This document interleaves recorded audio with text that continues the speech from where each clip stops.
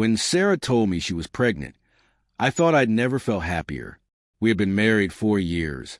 Years that began with laughter, dreams, and shared plans for the future, slowly fading into quiet dinners, late nights at her office, and an emptiness I couldn't explain. Still, I believed we could fix it. I believed in us. I remember gripping her hand so tightly it trembled between mine, tears blurring my vision, whispering, "We're going to be parents." She smiled, but her eyes didn't follow.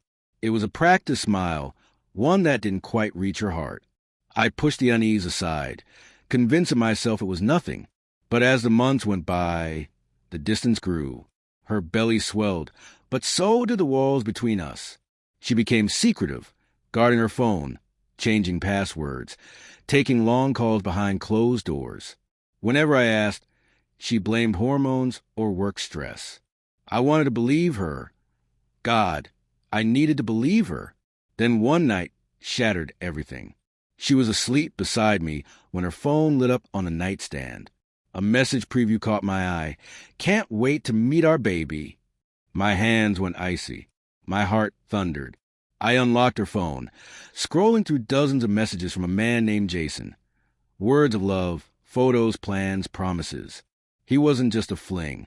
He was the father of the child I thought was mine. The next morning, I confronted her. She crumbled immediately, sobbing, apologizing, saying it had just happened, that she still loved me, that Jason meant nothing now.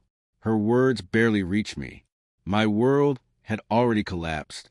I left the house without a plan, driving until the roads emptied, ending up at the lake where we had once gone when life felt young and happy. I sat there all night, numb, staring at the moon's reflection on the water. By sunrise, I knew I couldn't do it. I couldn't raise another man's child, not after this betrayal. When she gave birth, I wasn't there. I couldn't be. I had quit my job, sold my car, and disappeared. No goodbye, no forwarding address, just silence.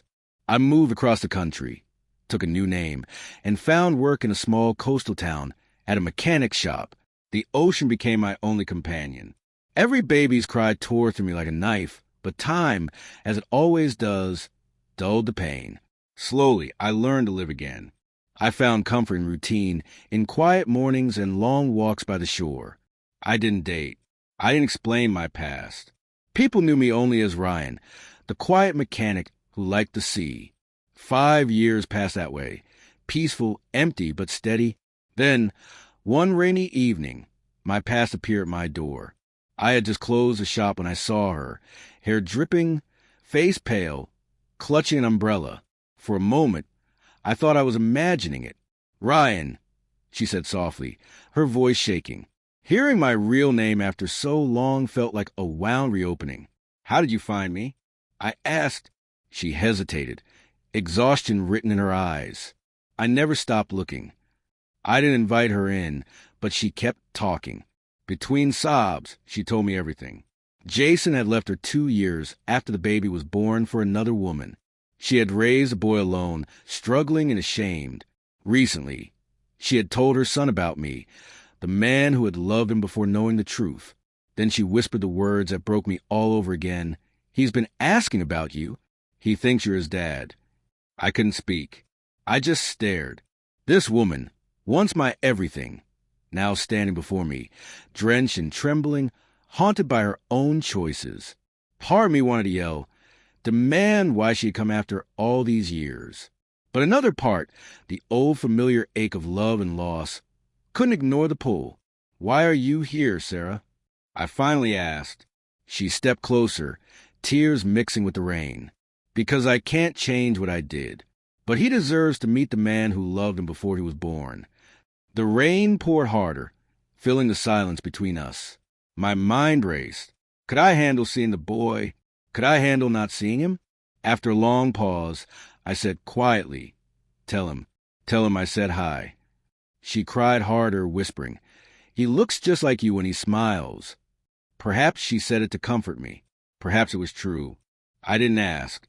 For the first time in years, I let myself cry too, not from pain, but from release. That night, after she left, I found an old photo of us tucked in a drawer. I stared at it, realizing something I hadn't before. Running away had healed me, but facing her, facing everything, had finally freed me. I didn't know if I'd ever meet that boy, but for the first time, I wasn't afraid. I wasn't the broken man sitting by the lake anymore. I was someone new, someone ready to live.